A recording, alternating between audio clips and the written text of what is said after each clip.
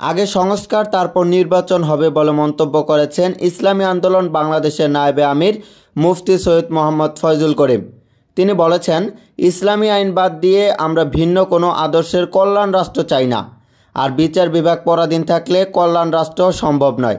শুক্রবার রাজধানীর সোহরাওয়ার্দী উদ্যানে ইসলামী যুব আন্দোলন বাংলাদেশের ৫ম জাতীয় যুব কনভেনশনে প্রধান অতিথির বক্তব্যে তিনি এসব কথা বলেন।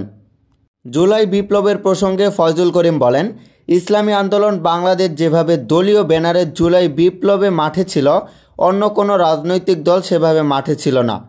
তিনি আরও বলেন, গত ৫৩ বছর যারা ক্ষমতায় ছিল তাদেরকে আর ক্ষমতায় দেখতে চায় না বাংলাদেশের জনগণ।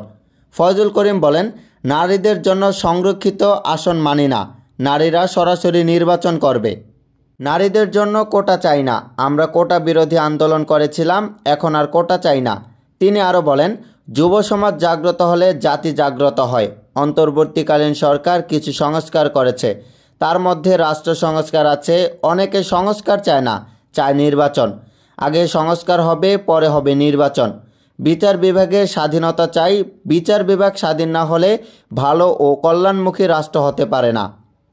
প্রিয় দর্শক, দেশ এবং বিদেশের সকল খবর সবার আগে পেতে আমাদের চ্যানেলটি সাবস্ক্রাইব করুন। Moniruzzaman, MS news 24 hours.